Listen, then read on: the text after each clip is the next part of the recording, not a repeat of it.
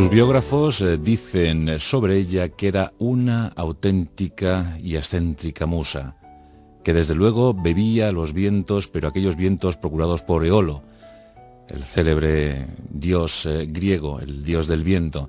Y es que ella se mecía a razón del viento, a razón de su corazón, a razón de las olas del mar, aquellas que le impregnaron nada más nacer en su San Francisco natal, allá en California, el 27 de mayo de 1878. Su nombre era Dora Angela Duncan, aunque su devoción rendida por el elemento materno, por su madre, pues provocó que adoptara el nombre de Isadora Duncan. La gran reina de la danza a principios del siglo XX, siempre de estilo libre, siempre interpretando sensaciones y sobre todo pasión, la pasión que emanaba de su corazón. Isadora Duncan conmovió a propios y ajenos, suscitó toda suerte de críticas en los sentidos que podéis figurar. Isadora Duncan no dejó imperturbable a nadie. Hoy vamos a contar su historia.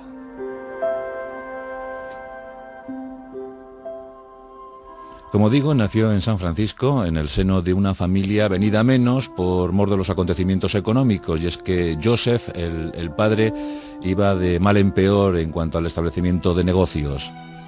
Su madre, Dora, era desde luego la figura más asentada, más equilibrada de aquel clan. Ella tocaba el piano, era pues muy intelectual, siempre leyendo, siempre con poesías, con relatos, con los clásicos griegos que acompañaban sus tardes de espera, mientras que intentaba averiguar si el marido llegaría esa noche o no. Fueron momentos difíciles, muy duros para la familia Duncan, y aún más con la llegada de los 4 hijos que conformaron la prole. Pero la pequeña Dora Angela llamaba la atención sobremanera, y es que buscaba ese refugio, acaso espiritual, en la playa, viendo las olas. Y con tan solo 2 años, 3 años, en aquellos primeros días de su vida, pues empezó a dejarse llevar, a dejarse mecer por las olas del mar. El océano Pacífico besaba las cálidas playas de California, e Isadora Duncan era desde luego pues una niña difícil de evaluar en cuanto a su psique, porque la niña tenía, pues, la verdad que parecía introvertida, que no se expresaba bien, pero siempre que se acercaba al mar, su cuerpo se contoneaba. Años más tarde dejaría escrito que el mar sin duda impregnó su alma y edificó su personalidad.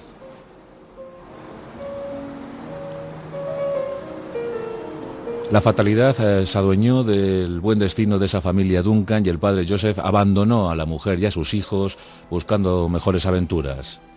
Dora se las tuvo que componer, se las tuvo que ver con el difícil tiempo, con una época sumamente complicada en aquella California de finales del siglo XIX, y tuvo que impartir clases de piano para que sus hijos pudiesen comer. Más tarde intentó que los 4 vástagos conformasen una pequeña compañía teatral, y con ellos se lanzó a buscar fortuna. Escasa fortuna, por cierto, porque la verdad es que aquella iniciativa no cuajó. Incluso la propia Isadora, siendo adolescente, no era feliz. Su educación no era la más rigurosa, la más adecuada, porque no asistía a las clases. Ella siempre afirmó, siempre dijo que en las aulas no encontraba ninguna sensación especial. Que lo que ella necesitaba, que lo que ella precisaba, era algo que alentase su libre espíritu, su vocación por sensaciones nuevas, y abandonó el colegio.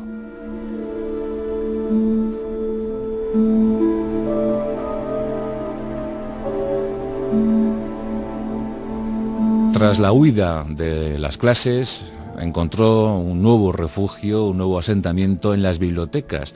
Allí profundizó, a falta de libros en casa, todos habían vendido, pero a falta de esos textos buscó en las bibliotecas municipales, en los grandes centros públicos de lectura, pues allí buscó y encontró a los clásicos, y sobre todo mostró un interés muy vivo por la filosofía. y esos grandes pensadores de todos los tiempos comenzaron desde las páginas de papel a insuflar optimismo en la mente de Isadora Duncan. En 1895, como digo, los hermanos Duncan habían intentado la epopeya teatral con escaso resultado y encima, para mayor desgracia, 3 años más tarde, se quemaron las pertenencias de toda la familia en el hotel, en el pequeño hotel donde estaban establecidos, ya no tenían ni siquiera casa. Bueno, pues ese hotel ardió, todas las pertenencias de los Duncan se fueron con el fuego. Y es aquí donde toman una decisión trascendental: emigrar a Europa. Justo lo contrario de lo que se hacía entonces, los europeos emigraban a América, pues los Duncan deciden emigrar al Reino Unido. Y en Londres se va a establecer el nuevo centro de operaciones para los Duncan. Atrás quedaban los Estados Unidos. Por delante el horizonte del viejo continente. Isadora Duncan dijo a lo largo de toda su vida que ella se sentía ante todo europea, que en Europa había encontrado su máxima expresión como ser humano y que por tanto amaba profundamente Europa por encima de los Estados Unidos. Tenía 20 años cuando llegó a Londres.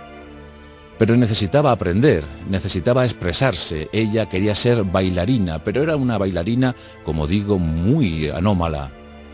No se había instruido en la danza clásica, pero conocía al menos las esencias, los rudimentos, las reglas fundamentales para bailar y agradar a la gente que la viese.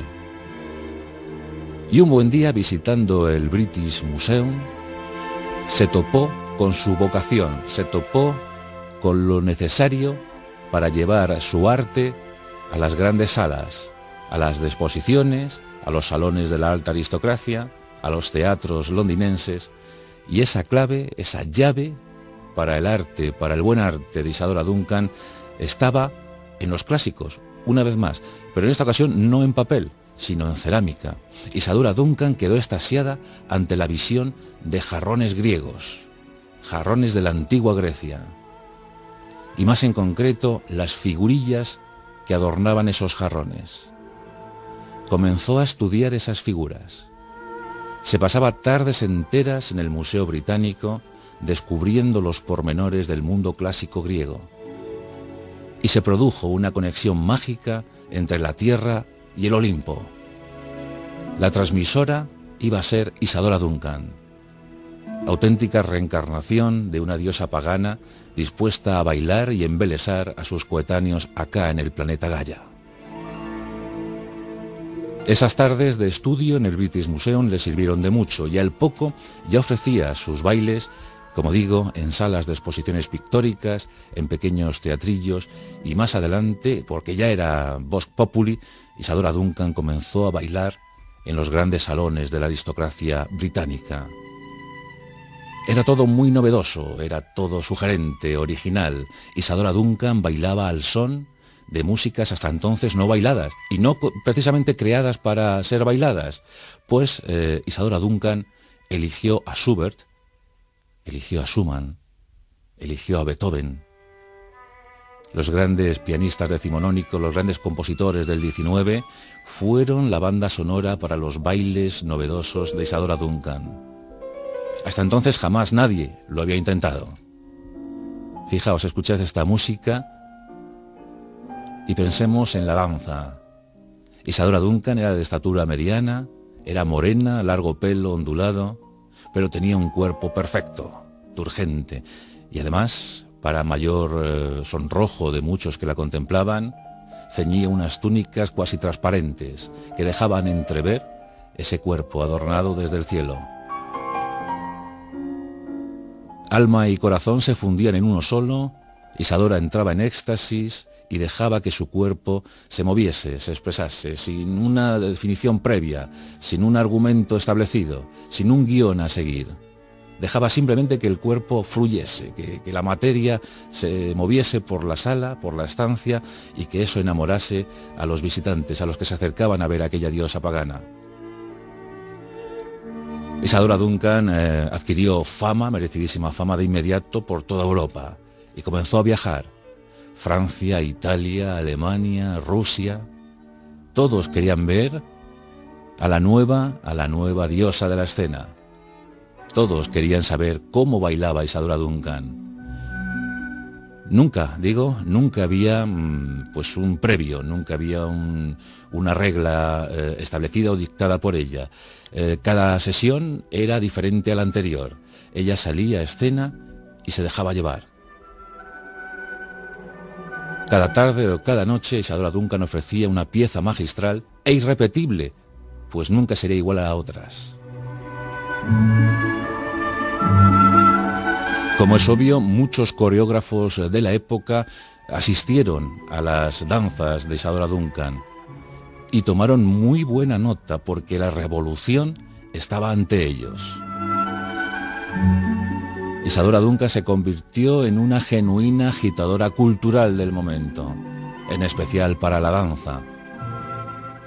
Los clásicos, los danzarines clásicos, apuntaron formas, movimientos, miradas. La mirada de Isadora Duncan era electrizante, jamás se maquillaba, bailaba descalza, dejando que su túnica se moviese, se agitase.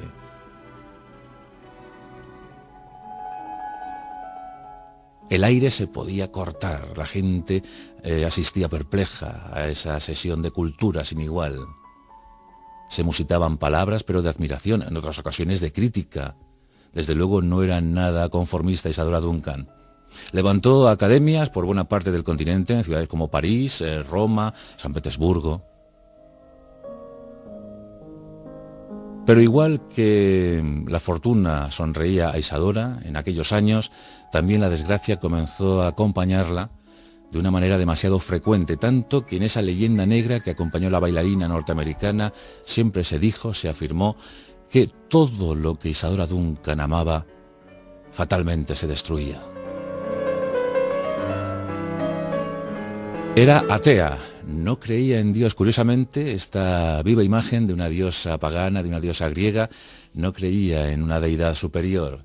Creía, en cambio, en el libre pensamiento, en el amor también libre, y tuvo numerosas relaciones. Una de ellas con Gordon Crane, con el famoso escenógrafo, con el que tuvo a su primera hija. Después se enamoró de un magnate, Paris Singer, el gran multimillonario, gracias a las máquinas de coser, Singer. Bueno, pues con Singer, Isadora tuvo a su hijo. 2 hijos que desgraciadamente murieron en un único accidente. Sumergido su coche, fue un accidente de tráfico, el coche donde viajaban los hijos de Isadora Duncan cayó a las aguas del río Sena, muy cerca de París, y murieron ahogados. La pena, la congoja sobrecogió el corazón de Isadora Duncan. Esto ocurrió en 1913. Los accidentes de tráfico fueron fatídicos en la vida de Isadora Duncan, como luego comprobaremos. Pero no tenía suerte en el amor. Poco le duraban las parejas. Era demasiado adelantada, demasiado vanguardista para la mentalidad machista de aquel momento. Superó la Primera Guerra Mundial, ese conflicto en el que otra excéntrica como ella, llamada Mata Hari, murió fusilada al ser acusada de espía. El ojo de la mañana, ese era el significado de Mata Hari. 2 mujeres que tuvieron de alguna manera coincidencias. Pero Isadora Duncan deseaba amar. El amor era su principal leitmotiv y se enamoró de un poeta ruso, claro, Sergei Yesenin, un comunista convencido que en principio planteó una pasión irrefrenable hacia Isadora Duncan, pero que esta enseguida se cansó demasiado pronto. A las 3 semanas se divorciaron, se habían casado en 1921. El comunismo exacerbado de Sergei pues alarmó a Isadora Duncan y le abandonó a las 3 semanas. El propio Yesenin, el celebrado poeta, acabó quitándose la vida en 1925, después del fallecimiento de Lenin, la llegada al poder de Stalin, Senin quedó muy escarmentado de ese comunismo que tanto había defendido y terminó por suicidarse. No pudo soportar más tiempo la situación de su país. Otro que sucumbió de manera trágica y que había cruzado su destino al de Isadora Duncan en algún momento.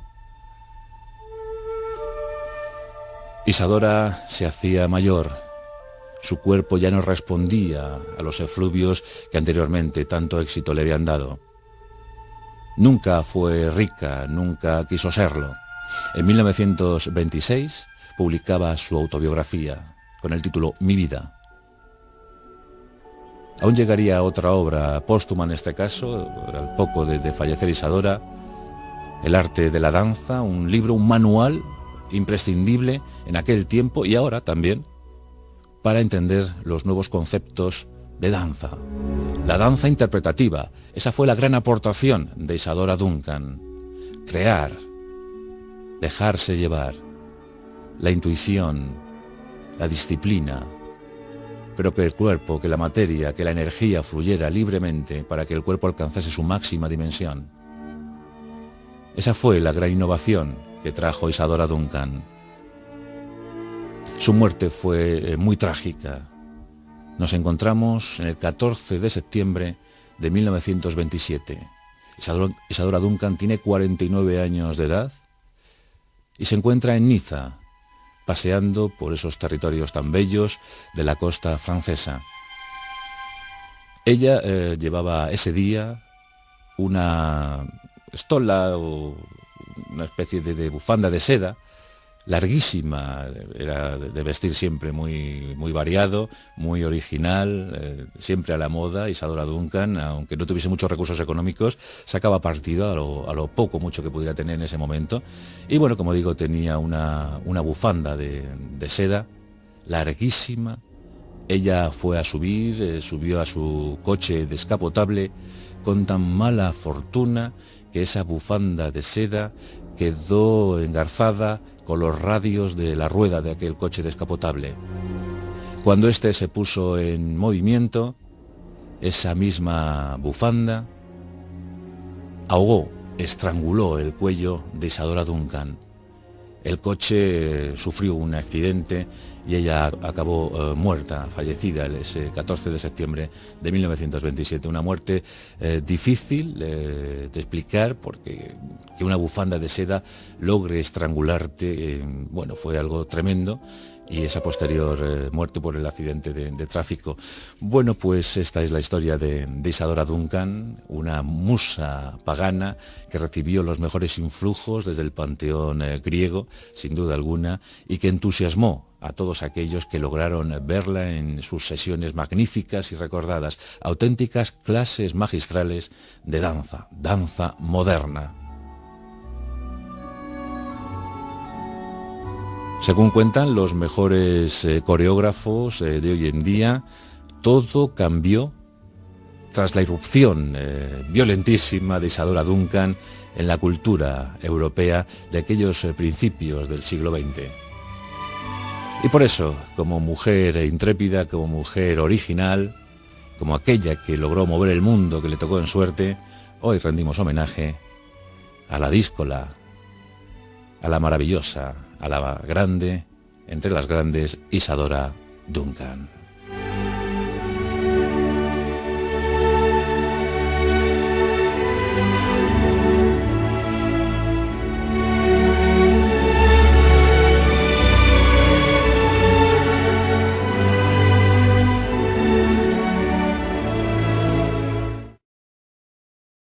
Isadora Duncan conmovió a propios y ajenos, suscitó toda suerte de críticas en los sentidos que podéis figurar. Isadora Duncan no dejó imperturbable a nadie. Hoy vamos a contar su historia.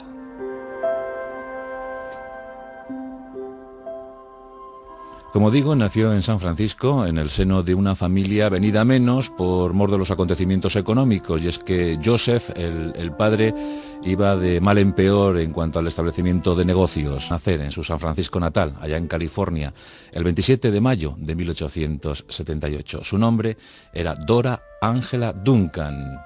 aunque su devoción rendida por el elemento materno, por su madre, pues provocó que adoptara el nombre de Isadora Duncan, la gran reina de la danza a principios del siglo XX, siempre de estilo libre, siempre interpretando sensaciones y sobre todo pasión, la pasión que emanaba de su corazón para la familia Duncan, y aún más con la llegada de los 4 hijos que conformaron la prole. Pero la pequeña Dora Ángela llamaba la atención sobremanera, y es que buscaba ese refugio acaso espiritual en la playa, viendo las olas. Y con tan solo 2 años, 3 años, en aquellos primeros días de su vida,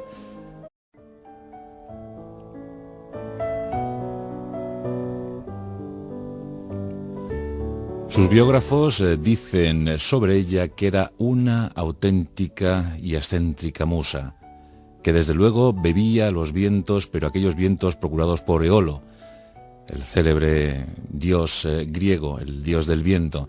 Y es que ella se mecía a razón del viento, a razón de su corazón, a razón de las olas del mar, aquellas que la impregnaron, nada más. Su madre, Dora, era desde luego la figura más asentada, más equilibrada de aquel clan.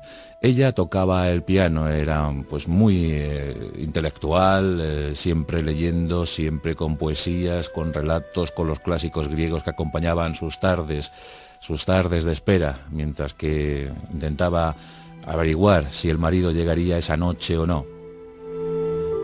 Fueron momentos difíciles, muy duros.